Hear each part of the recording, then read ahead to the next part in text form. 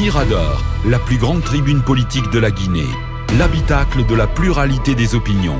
Mirador, le grand safari de l'investigation journalistique. Aboubacar Diallo. Dans un instant, nous partirons du côté de la Moyenne Guinée, d'où nous attend M. Aliou Barry, président des sociodémocrates de Guinée, un parti qui a été récemment lancé sur les fonds baptismaux. Il va aussi nous livrer sa lecture sur ces événements qui secouent la sous-région ouest-africaine, particulièrement le Niger. Mamadou Ouré, on a entendu ce citoyen nigérien. D'abord, je voulais dire tantôt avant son intervention que les putschistes nigériens sont considérés par beaucoup aujourd'hui comme des preneurs d'otages. Oui, en réalité. Bien sûr. Ouais. C'est-à-dire que... Oui, j'ai suivi le ministre des Affaires étrangères du Bénin là-dessus. Oui. Voilà, ils ont pris un président en otage. Donc, ce n'est pas des responsables qui sont au pouvoir jusqu'à ce que la CEDEAO soit capable justement de restaurer justement son pouvoir politique et de le remettre à sa place. Pour l'instant, c'est simplement des preneurs d'otages. Et puis, il y a quand même une réalité. Je crois que les lendemains du coup d'État, il y a les partisans de Bazoum, donc du parti au pouvoir, qui sont descendus dans la rue pour réclamer leur pouvoir. Ouais. Ce qui veut dire justement qu'il y a des gens qui sont prêts à défendre justement leurs droits. Parce qu'il n'a même pas fini son premier mandat, disons qu'il n'est même pas arrivé au milieu de son mandat. Son premier mandat, pour votre raison qu'on sente qu'il a des velléités de se maintenir au pouvoir, on est venu interrompre cet ordre constitutionnel. Donc, il y a problème. Et Talibé a rappelé tout à l'heure la sortie une fois encore de Mahamat Faki qui parle justement de risque de ce qu'il appelait de dislocation, de retour d'instabilité. Aboubacar, je ne le dirai jamais assez. Ouais. La répétition est pédagogique. Nous, on a fait le Libéria. Il faut donc alerter les gens. Si on pense que, parce que si ce coup d'État passe, ça légitimerait la prise du pouvoir par les armes. Je suis d'accord. Par des mouvements d'humeur de ceux qui ont les armes. Ouais. Et bien entendu, comme je l'ai dit hier, ça sera le pouvoir le plus fort. Ouais. C'est le pouvoir le plus fort et c'est bienvenu, les rébellions et les maquis. Ouais. Donc il faut déjà prévenir avant qu'on ne soit surpris par des situations d'instabilité qui vont arriver. Ouais. Donc il y a quand même un moment donné, il faut se ressaisir. J'entends dans le cas guinéen par exemple, tous les jours, des gens qui disent malheureusement... Et on prend la presse comme cible, qui aurait adoubé le coup d'État de Mamadi Doumbouya contre Alpha Condé. Il faut quand même dire quelque chose. Comme je l'ai dit tantôt, au Niger, des gens ont osé sortir pour dire qu'il y a un président qui a été élu. Il n'y a pas longtemps, on vient le déposer. Ils réclament leur pouvoir. En Guinée, qui est-ce qui est sorti dans la rue? Dites-moi. Pour contester? Mais non, personne. Qui est-ce qui est sorti dans la rue? C'était un soulagement de sortir dans la rue. La presse, elle est là. Elle est au front, elle va à la mort tous les jours, sous Alpha Condé comme avant Alpha Condé, pour dénoncer les dérives des gouvernants. Et donc aujourd'hui, sous le CNRD, ils ont le courage de dénoncer tout ce qu'il y a comme dérive. Et ça veut dire qu'ils prennent le risque tous les jours de dénoncer. Et évidemment, ceux qui pensent qu'ils avaient leur pouvoir démocratiquement obtenu, qui n'ont pas eu la loyauté de descendre dans la rue comme c'est au Niger aujourd'hui, qui mettent tout ça dans le dos d'une certaine presse, je pense que c'est complètement déplacé. Il faut aller chercher les raisons de vos problèmes ailleurs, d'autant plus qu'il y a des spécificités à chaque situation. Aujourd'hui, c'est le Niger. On a un président qui a été élu et donc qui a été déposé parce qu'il n'y a pas de raison valable, rien que des questions de sécurité soi-disant, et qui ne valent pas la peine. Donc je pense que quand des démocrates se lèvent pour dire qu'il faut restaurer ce pouvoir-là, il n'y a pas à aller trouver des raccourcis pour comparer les situations les unes aux autres. Une fois encore, la CEDEAO, vous l'avez dit hier et je le répète, est en train de jouer sa survie au Niger. Parce que si ça passe, voyez-vous, Alassane sera embêté. Voyez-vous, ça a déjà commencé en Sierra Leone. Maki sera embêté, la Sierra Leone sera embêtée, le Libéria sera embêté et tout le reste. La Guinée-Bissau aussi. Aujourd'hui, le lieu, il est donc question que l'on restaure si vous voulez, ce pouvoir-là. Et puis après, on continuera à faire le procès de la CEDEAO. Le procès de la CEDEAO qui consiste à ce qu'il doit être intransigeant, intraitable, vis-à-vis même des présidents civils qui violent les jeux démocratiques. Et pour que cela soit normalisé dans la sous-région. Mais pour l'instant, la situation qu'on a sur la table, c'est le Niger. Il faut bien que cela soit réglé.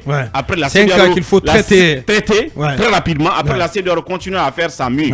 Je termine à Bakar en disant une fois encore, Talibé a parlé de la mobilisation de l'érudit, du chef religieux, de Sokoto, du Nigeria et tout le reste. Mais il faut aussi activer le dispositif de la prévention, de la diplomatie préventive. Il y a des sages que la CEDEAO avait mis en place qui sont là. Il faut les activer. Vous l'avez dit hier. C'est très important et de les ajouter justement à ces médiateurs pour continuer à dialoguer avec ces putschistes au Niger. Pourvu qu'ils entendent raison lorsqu'on a des acteurs comme Abdul Kader Sissé, Ibrahim, qui soutiennent cette junte, et qui saluent même l'avènement de ce coup de force au Niger. Ça devient très compliqué. Aboubacar, vous savez, la théorie sur les coups d'État, elle est assez abondante sur justement comment on manipule l'opinion, les masses, les opinions. Vous voyez, quand il y a les putschs, les gens naïvement pensent que les putschistes viennent résorber leur malheur, alors que ce n'est jamais cela. Et vous voyez souvent pourquoi il n'y a pas d'opinion contraire. C'est parce que tout simplement les gens ont peur. Je vous assure que le 5 septembre, les gens ne sont pas sortis pour manifester contre le coup d'État à Cancan et dans les bastions du RPG, parce que tout simplement les gens avaient peur. Toutes les études qui ont été... attention, je vous l'ai dit. Attention, les gens, au Niger, les gens sont sortis. Non, c'est ce que je pour dis. Soutenir au moins une fois. Oui, mais ici, vous avez vu qui dans la rue. C'est ce que je vous dis. La presse fait le constat des réalités. Bien. On ne peut pas lui mettre à dos. Laisse-moi C'est nous qui allons sortir dans la rue pour dire que nous allons faire que le vote au pouvoir doit revenir. Merci. Ce que je dis. Ce que nous allons faire, je reviens à toi tout à l'heure, et peut-être dans la troisième partie, carrément, avant d'aller à notre dossier d'enquête du jour. Pendant que mon cabinet, c'est vous qui avez la parole, rapide commentaire sur globalement la situation dans la sous-région et particulièrement sur le Niger, au Niger. Vous voyez, le politologue Barry expliquait que le Niger est dans une situation implacable. Donc il ne croit pas à une intervention militaire au Niger. Oui, tout le monde pense et tout le monde suggère que cette intervention n'arrive pas, que d'ici là, que les putschistes du Niger reviennent à de meilleurs sentiments et qu'ils comprennent que la manipulation ne marche pas. Vous voyez, le Nigeria fournit à peu près 40% de son énergie. 40% du besoin en énergie du Niger est fourni par le Nigeria. Ce qui a été coupé. Et les moteurs ont commencé à vrombir au Niger. Il va arriver rapidement une pénurie alimentaire. Exactement. Parce que le Niger, la CEDEAO a décidé de couper les vivres au Niger. Oui, parce que vous voyez, on est dans une zone... Ce qui va arriver aussi, c'est une pénurie de cash flow. Donc le Niger risque d'être à l'arrêt dans les semaines qui suivent. Puisque la BCAO ils ne pourront pas tenir sur la durée, c'est très clair. Je ne pense pas non plus, Aboubacar, je ne pense pas non plus que les militaires, en faisant le coup d'État, n'avaient pas ça à l'idée. Ils savaient pertinemment que cela va arriver. C'est pourquoi est-ce qu'ils imaginaient une CEDEAO aussi ferme, avec une main aussi lourde? C'est là-dessus peut-être qu'ils se sont trompés. Sauf s'ils sont niais. Parce qu'entre-temps, le leadership à la tête de la CEDEAO a changé. Oui, sauf s'ils sont niais, puisque avant ça, Tinibou avait donné le go, il avait donné les couleurs. Mais bien on pouvait bien s'y attendre. C'est pourquoi je pense que tout ce qui est en train de se faire, ils en sont pertinemment conscients. Ils le font sciemment. Peut-être qu'ils se disent, voilà, de toutes les façons... puisque nous sommes allés, on a essayé, on a vu le diable, il faut continuer. Parce qu'en réalité, c'est ça. Vous voyez, moi je comprends bien qu'on dise tout à l'heure, je disais à Ouri que qu'est-ce qui fait que souvent, quand les coups d'État arrivent, les opinions contraires n'arrivent pas à être exprimées parce que les gens ont peur. Au Niger, ceux qui peuvent, si aujourd'hui on laisse le soin à ce que les gens s'expriment, vous verrez que ce qu'on veut nous faire croire n'est pas vraiment ça. Je ne pense pas qu'on même s'il faut accepter que le peuple nigérien est divisé. Il y a forcément des pro-juntes aussi, des pro-CNSP. Tout le monde n'est pas contre. Tout le monde ne soutient pas Bazoum. Attention. Alors je vous explique la raison. Non, je vous dis la raison. Vous voyez, les pays où... Au moins ceux qui sont contre sont sortis. Oui, bien sûr. Effectivement. Oh là là. Seule personne. Aboubacar, vous voyez, on va aller rapidement pour permettre aux autres de s'exprimer. Qui connaissent les crises sécuritaires, il y a une certaine opinion qui pense que les militaires, lorsqu'ils ont les rênes du pouvoir plutôt, peuvent bien juguler la crise. Sauf que l'élite politique, l'armée, fait partie, ces gens qui décident font partie de l'élite politique. Et c'est l'élite politique qui dirige. C'est pas les civils seulement. Donc c'est un argument qui ne tient pas. ça ne tient pas du tout. Les militaires sont ceux qui conseillent aux questions sécuritaires et de défense, et c'est eux qui dirigent. Merci, cabinet. On a entendu ce politologue, cet éminent politologue qui est devenu leader politique, Aliou Bari, qui déconseille l'option d'une intervention militaire. D'ailleurs, il n'y croit pas. Et pour lui, d'ici là, les sanctions auront suffisamment produit leur effet pour que le CNSP, la nouvelle junte au pouvoir au Niger, capitule tout simplement. C'est aussi mon opinion depuis que cette affaire d'intervention a été annoncée. Je dis que la batterie de mesures qui a été déployée, elle fera asphyxier le Niger, quoi qu'il arrive. J'en suis sûr. Ils finiront par plier. L'option d'une intervention militaire, à mon avis, jusqu'à aujourd'hui, au-delà de ne pas y croire, je crois que c'est une bêtise.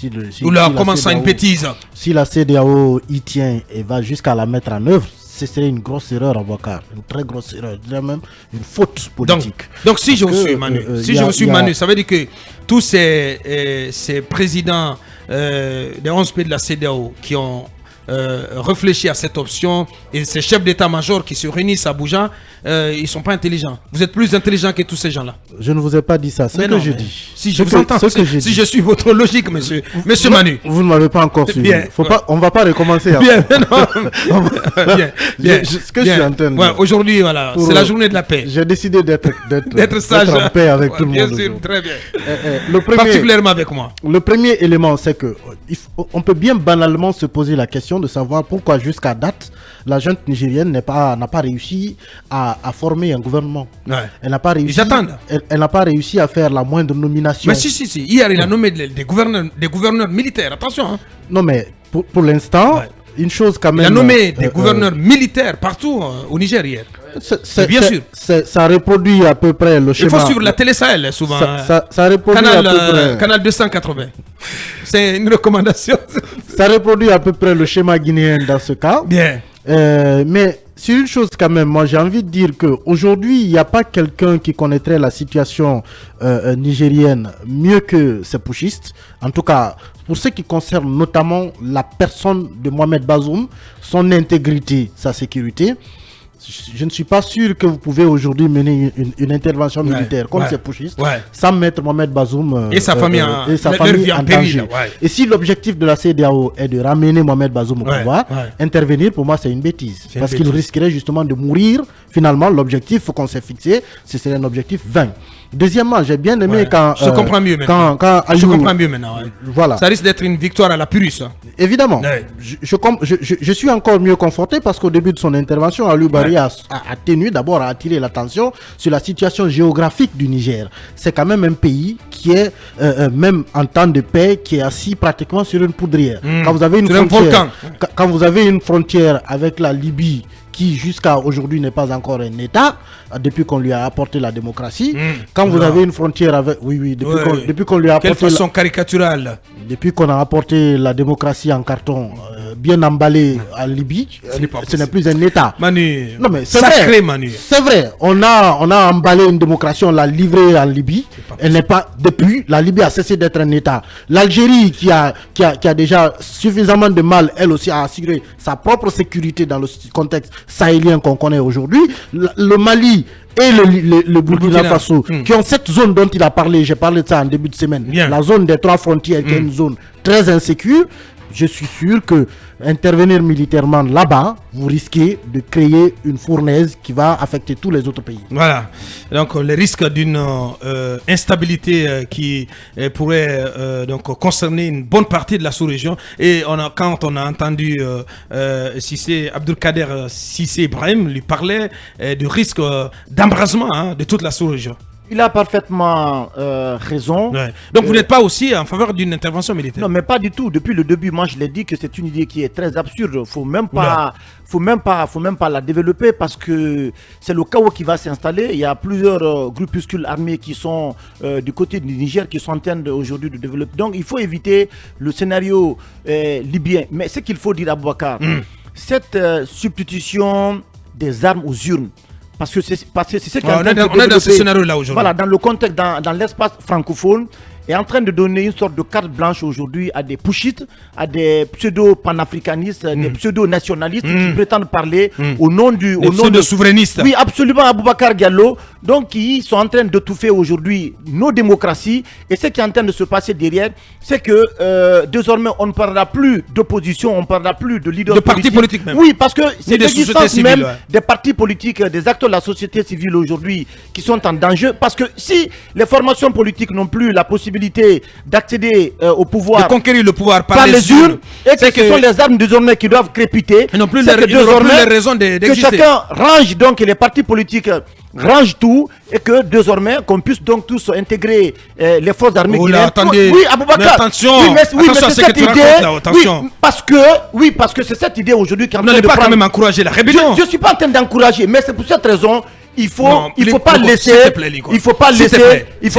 le temps à ces pushistes là de prospérer du côté du Niger. Les raisons qui ont été évoquées, ce sont des raisons qui ne tiennent pas du tout. Il faut les asphyxier, et c'est pour cette raison moi j'opte pour les pressions internationales, les sanctions de la CEDEAO.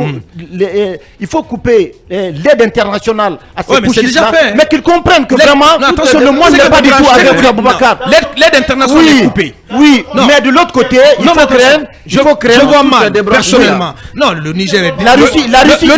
La Russie peut rentrer en jeu, Aboubacar. Le Niger est débranché. Oui, non, attention, Aboubacar. La Russie, la Chine, vous savez, ce sont des États qui interviennent dans des pays là où il y a une instabilité. Oui, c'est bien possible. Attention. Ils n'ont rien, ils n'ont que Wagner. Oui, mais attention. Ce qu'il dit, c'est bien possible. Oui, pour clore. Même la Russie, pour faire la guerre, fait appel à des mercenaires. Ouais, mais s'il te plaît, joue la carte de l'apaisement. Active le mode soft power. Pas le hard power. Abaka, il faut déloger les poussistes. Entre deux mots, il faut choisir le moindre. Choisir l'anarchie ou le chaos dans toute la sous-région, ou en tout cas déloger les putschistes nigériens.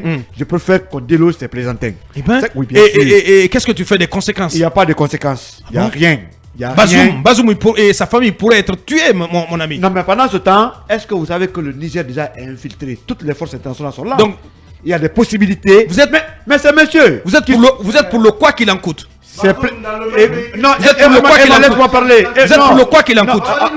Non, laisse-moi parler. Obakar, à l'heure où nous parlons, sacré Lincoln. Ceux-là qui sont au palais, vous pensez qu'ils sont tranquilles? Tuer Bazoum, ils vont pas survivre. Ils n'ont pas de famille. Vous estimez qu'aujourd'hui, ils font semblant? Non, tu peux pas théoriser sur le chaos quand même au Niger. Non, pas le chaos, mais c'est plaisant, il faut les déloger. Ils sont en train de vivre vous allez les déloger comment, vous allez les déloger comment? Je vous dis, avec toutes les conséquences collatérales. Il faut choisir le moindre. Entre papa et maman, si le mal est d'un côté, il faut quand même aller de l'autre côté. C'est clair. C'est ça le cas du Niger. Allez. Même les putschistes à Burkina ne sont pas à l'abri. On a vu au Burkina, un putschiste a renversé un putschiste. Qui sait qu'ailleurs, ça ne se fera pas? Bien, merci. Il n'y a pas de raison. Merci. Oui, Talibé, pour clore en une minute, s'il te plaît. Moi, je pense qu'il y a une sorte de manipulation de l'opinion nigérienne qui, aujourd'hui, est partagée entre la défense des institutions et de l'ordre constitutionnel et cette forme de manipulation contre la France et contre les Occidentaux et contre la CEDEAO. Moi, je sais que la majorité... C'est là-dessus, Talibé, parce que ce qu'on entend, c'est qu'on dit non, pas d'ingérence dans les affaires intérieures du Niger, et qu'est-ce que vous faites de la souveraineté de notre pays, etc. Si vous demandez... discours bidons comme ça qu'on entend. Si vous demandez... Et pendant ce temps, on se soucie des principes démocratiques comme de sa dernière chaussette. Oui, ça. Si vous demandez aux Nigérians intimement pris qu'est-ce qu'ils pensent d'un régime démocratique en exercice comme celui dirigé par Bazoum et des militaires, ils choisiront le régime démocratique. Donc, mais aujourd'hui, les autorités nigériennes manipulent contre la France, contre la CEDEAO, contre la communauté internationale. Le monsieur qui nous parle de reprise de notre souveraineté, de notre dignité, tout ça, c'est des blablabla. Moi, je pense qu'aujourd'hui, il ne faut pas confondre la situation d'une certaine opposition à la France, à la CEDEAO, à la situation qui consiste à sauvegarder la démocratie. Merci. Je pense que aujourd'hui, l'option militaire, il ne faut jamais la lever Parce que ces gens-là, il faut qu'ils partent. Quoi qu'il en coûte. Quoi qu'il en coûte, il faut qu'ils partent. Ils parlent, mais même si ça risque de mettre en péril la vie de celui qu'on veut ramener au pouvoir. Oui, c'est ça. Non, lui il a dit. Non, mais pas que lui, Aboubacar. Des civils pourraient en périr également. Tiami, tu penses qu'il souhaiterait mourir dans une l'apocalypse en Niger. Autant on a peur pour Bazoum, autant Salifou, Modi Salifou, là, le vice-président, qui est en balade au Burkina et autres, et Tiami, ils ont tous peur pour leur vie et pour leur famille. Donc, ils seront devant le choix et c'est pourquoi j'apprécie la solution proposée par Aliou, et j'en avais parlé. Le président nigérian Tinibou, selon nos informations, avait fait cette offre à Tiami. On vous met à l'abri, on vous sort de Niamey, vous trouvez refuge au Nigeria ou dans d'autres pays, on vous assure votre sécurité, mais débarrasser le plancher. Je pense que c'est cela la solution. Bien, oui, cabinet, oui. Non, je voulais ajouter, hier, il y a une information qui a circulé comme quoi le Sénat nigérian a voté c'était une fake news. Bien. Et on sait que Patriot... Et on apprend aussi que il a circulé aussi comme quoi, comment il s'appelle, Tchani a nationalisé l'uranium et l'or nigérien.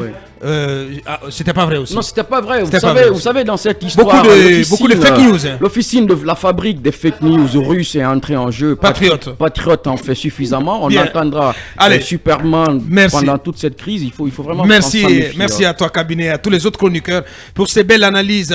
Dans un instant, notre dossier d'enquête du jour.